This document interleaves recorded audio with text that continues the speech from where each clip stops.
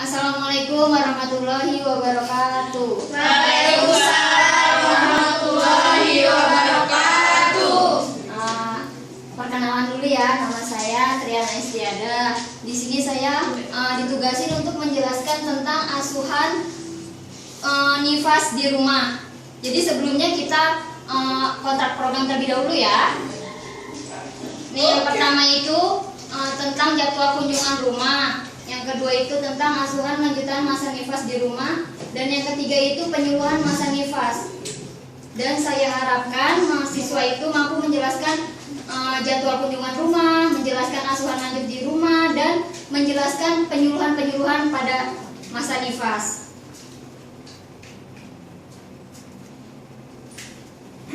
Sebelumnya hadir semua nggak ini? Hadir ya. Saya absen dulu ya. Reti, Saya Bu. Wiwit, Ayu, Mira, Ufi, Bu. Ade, Hadir. Gebi, Hadir. Nur, Hadir Bu. Vera, Hadir. Mia, Hadir Bu. Lisa, Ada. Ayu. Ya, hadir semua ya.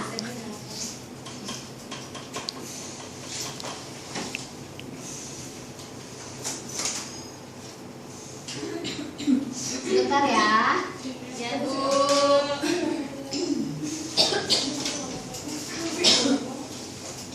Ya, kita lanjut aja. Di sini saya akan menjelaskan tentang program tindak lanjut asuhan nifas di rumah. Nih, di sini ada sub pokoknya ya. Yang pertama itu nanti akan menjelaskan tentang jadwal kunjungan rumah, asuhan lanjutan nifas di rumah, dan penyuluhan masa nifas di rumah.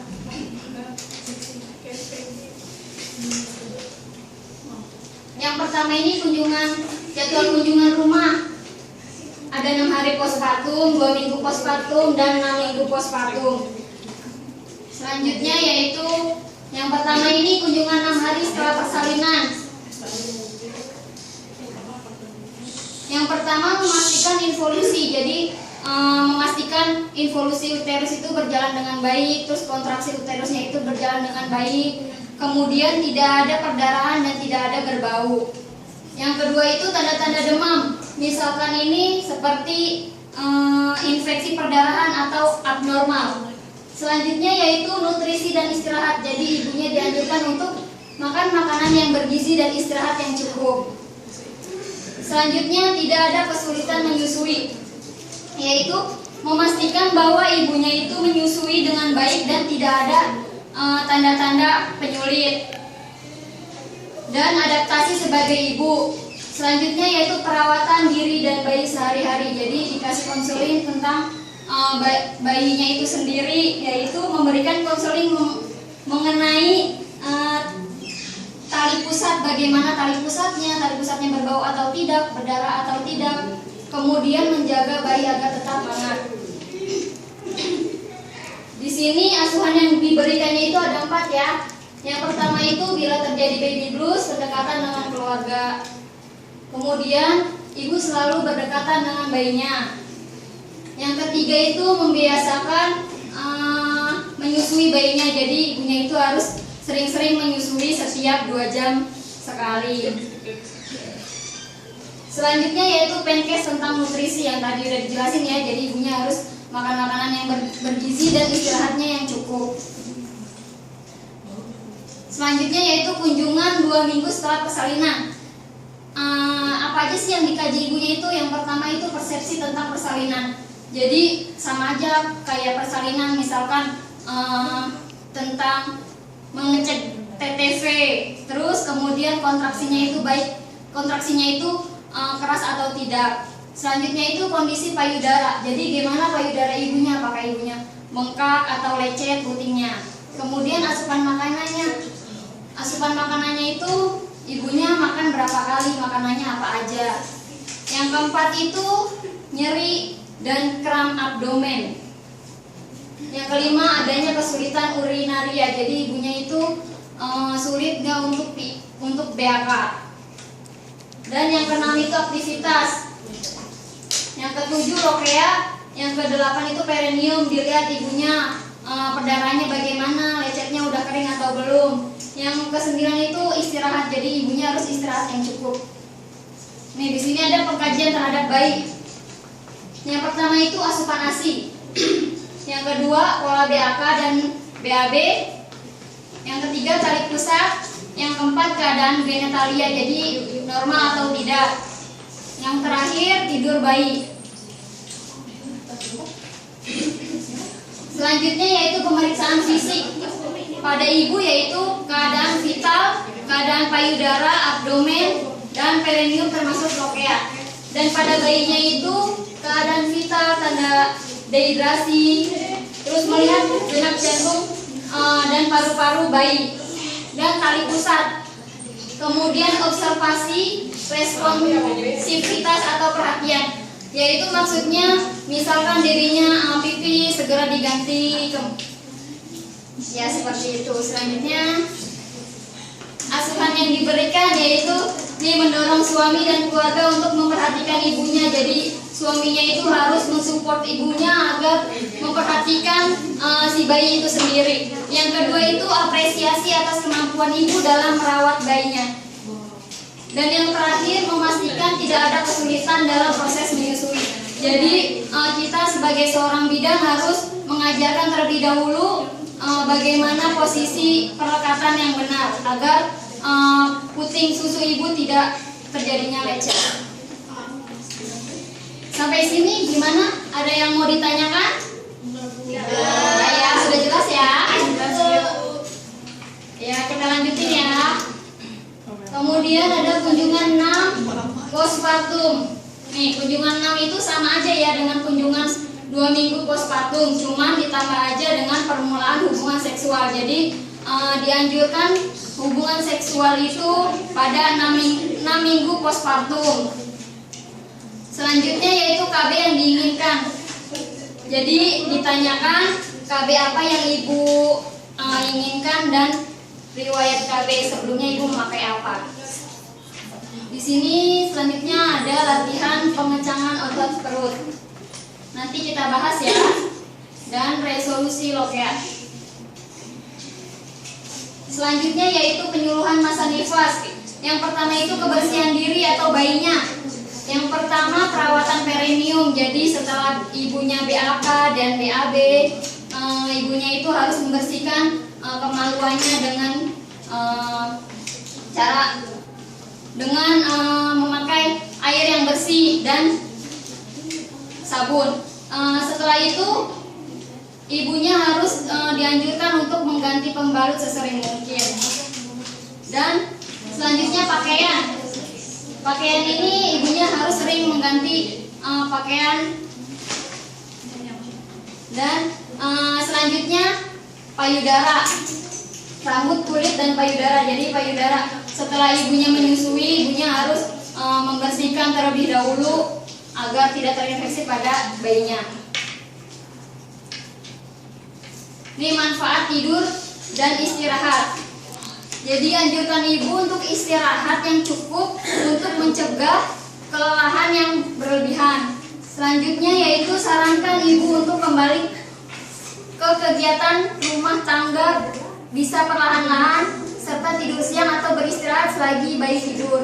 Jadi dianjurkan kalau misalkan bayinya itu habis tidur, setelah menyusui, kemudian ibunya juga dianjurkan untuk tidur agar istirahat.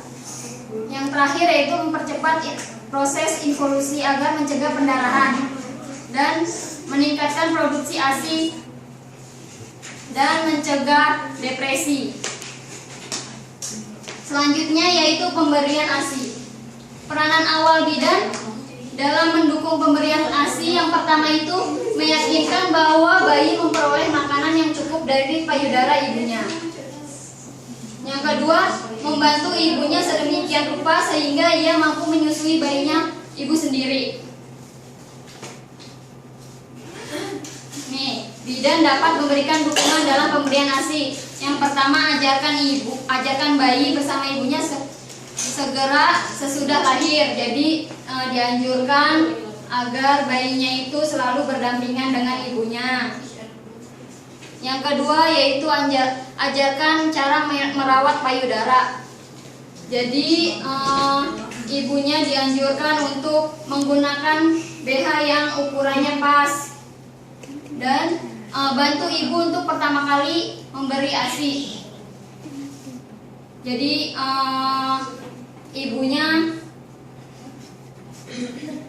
Jadi setelah bayi itu baru lahir harus memberikan ASI, tidak boleh diberikan apapun.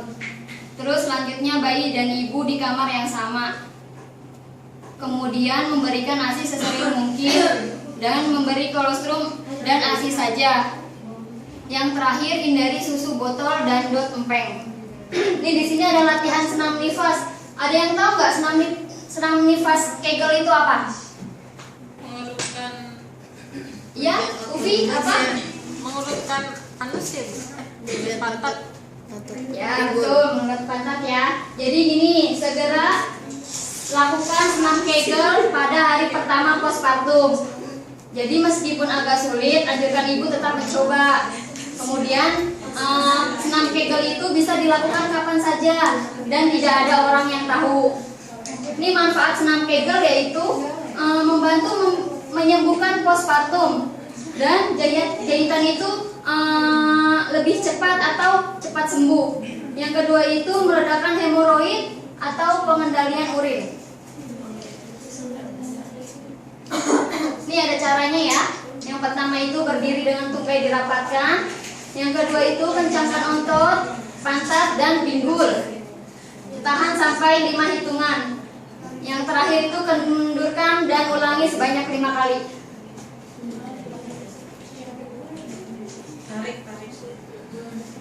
Selanjutnya yaitu mengencangkan otot abdomen.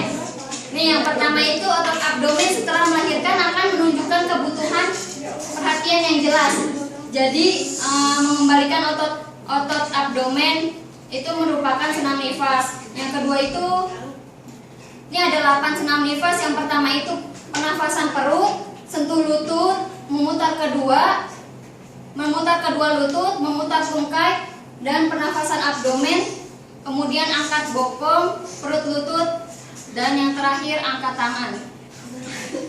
Iya begitu. Masih pada semangat ya? Ya. Nih di sini ada gizi. Jadi ibu nifas itu harus tambah kalori yaitu 500 kalori. Kemudian diet berimbang. Apa sih diet berimbang itu? Diet berimbang itu yaitu harus mendapatkan protein, harus mendapatkan vitamin, nutrisi gitu. Yang kedua selanjutnya itu minum air putih harus 3 liter per hari. Selanjutnya ibu nifas itu harus menambah tablet zat besi. Di sini yang terakhir harus ibu nifas itu harus mengkonsumsi vitamin A yaitu 200 unit. Nih, di sini ada hubungan seksual.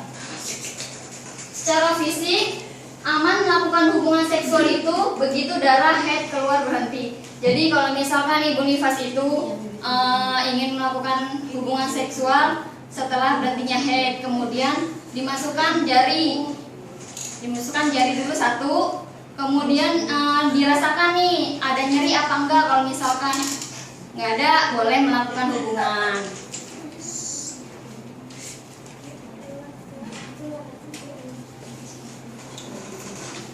Selanjutnya yaitu keluarga berencana. Di sini idealnya 2 tahun untuk hamil lagi. Jadi kemudian amenorrhea laktasi. Di sini apa yang dimaksud amenorrhea laktasi itu? Jadi kalau misalkan ibunya itu menyusui sampai 6 bulan dan tidak diberikan apapun, itu terjadinya kehamilan itu 2%. Selanjutnya KB alami bila ibu haid lagi. Jadi ditanya dulu ibunya sebelumnya ber-KB apa, terus dijelasin semuanya, tentang KB itu sendiri. Kalau misalkan ibu memakai kondom, jelasin kegunaan dan manfaatnya kondom itu tersendiri.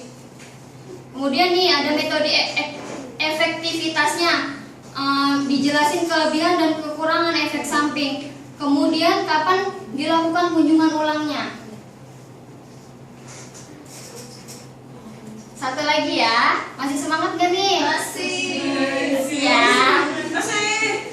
Nih di sini ada tanda bahayanya. Yang pertama itu adalah dan sulit tidur. Yang kedua, adanya tanda infeksi atau purulentaritis. Yang ketiga, nyeri panas pada saat kemih, nyeri abdomen, kemudian sembelit, kemudian sakit kepala terus menerus, nyeri ulu hati atau edem, kemudian puting susu pecah dan mamae bengkak. Selanjutnya sulit menyusui dan rabun senja. Yang terakhir yaitu edema, sakit panas pada tungkai. Apabila ada tanda-tanda yang saya jelasin tadi, ada salah satu tanda yang jelasin tadi, segera melakukan pemeriksaan ke tenaga kesehatan yang terdekat. Oke, sekian penjelasan dari saya. Gimana nih, ada yang mau bertanya atau ada yang kurang jelas?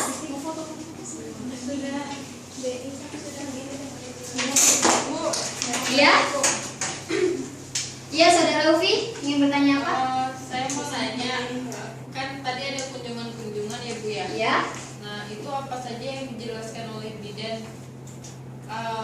konseling apa dan apa saja peran bidan pada kunjungan pertama? Oh ya, bagus sekali ya Ufi ya. Jadi pertanyaannya yaitu apa saja yang dilakukan pada kunjungan ulang yang pertama, gitu ya? Iya. Ya. Jadi kunjungan pertama itu kita melakukan ibunya diajari masase. Jadi gimana masasenya, kontraksi uterusnya bagaimana, baik atau tidak, perdarahannya itu bagaimana. Kemudian memberikan konseling tentang ASI. Jadi gimana caranya ibu menyusuinya, gimana. Kita yang menjelaskan tentang menyusui yang benar itu bagaimana. Oh gitu ya Bu. Iya. Kemudian yang terakhir itu menjaga agar bayi tetap hangat.